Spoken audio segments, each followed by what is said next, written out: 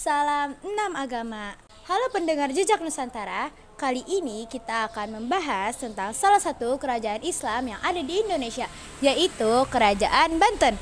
Saya Aulia bersama rekan saya Mariska. Kali ini kita kedatangan tamu spesial nih, kira-kira siapa ya? Boleh aku tebak gak sih? Boleh? Pasti Nafisa sama Laila. Untuk penarasumber dipersilakan masuk ke dalam kamera. Hai. Sebelumnya boleh kali kenalan dulu. Halo, nama aku Wahyuni Laila Cahaya Ramadhani. Hai, nama aku Nafisa Putri Lesmana. Oke, kali ini apa udah pada siap nih mau diwawancarain? Siap dong. Oke.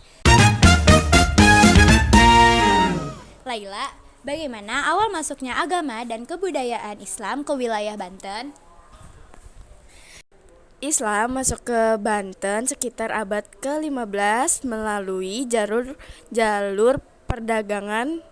Banyak pedagang dari Gujarat, Arab, dan Persia datang ke pesisir barat Jawa. Selain itu, para ulama seperti Sunan Gunung Jati juga berperan besar dalam menyebarkan Islam dan budaya Islam di sana. Kalau sejarah berdiri kerajaannya sendiri, bagaimana Nafisa? Kerajaan Banten berdiri sekitar tahun 1526 Masehi, didirikan oleh Sunan Gunung Jati dan dipimpin oleh putranya Maulana Hasanuddin sebagai raja pertama. Tokoh terkenal lainnya ada Sultan Maulana Yusuf dan Sultan Ageng Tirtayasa yang membawa Banten mencapai masa kejayaan. Selanjutnya nih Laila, kapan Banten mencapai masa kejayaannya? Oke, ulang. Puncaknya pada masa Sultan Ageng Tirtayasa sekitar pertengahan abad ke-17. Saat itu Banten jadi pusat perdagangan rempah-rempah dan terkenal sampai ke Eropa.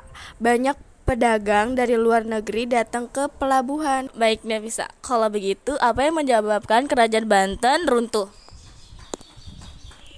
Runtuhannya terjadi karena konflik internal antara Sultan Ageng Tirtayasa dan putranya Sultan Haji yang didukung oleh VOC Belanda. Akibatnya, kekuasaan Banten melemah dan akhirnya berada di bawah pengaruh Belanda. Bagaimana kondisi sosial dan politik masyarakat saat itu, Laila? Secara sosial, masyarakat hidup damai dan religius. Banyak yang bekerja sebagai pedagang, petani, dan nelayan. Secara politik, pemerintahan dipimpin oleh sultan, dibantu para pejabat dan ulama. Banten juga menjalin hubungan diplomatik dengan negara lain seperti Inggris dan Turki. Kalau peninggalannya, apa saja yang masih bisa kita lihat sekarang Nafisa? Ada banyak, seperti Masjid Agung Banten, Keraton Surosowan, Benteng Spilwijik, dan Danau Tasikardi. Semua bisa dikunjungi di kawasan Banten Lama. Itu bukti kerajaan masa lalu yang masih berdiri sampai sekarang. Wah, menarik banget ya perjalanan kerajaan Banten dari awal berdiri sampai akhirnya runtuh. Terima kasih banyak Naila dan Nafisa atas penjelasannya. Semoga pendengar bisa lebih mengenal sejarah bangsa kita. Sama-sama. Semoga generasi muda makin cinta sejarah Indonesia. Betul sekali, jangan lupa belajar sejarah itu bagian dari mencintai tanah air. Setuju. Terima kasih sudah mendengarkan Jejak Nusantara. Sampai jumpa di episode berikutnya. Dadah.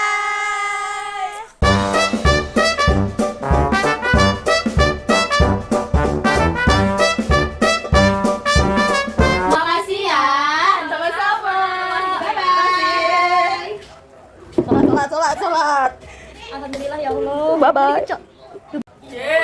Makasih ya. Iya. Bang.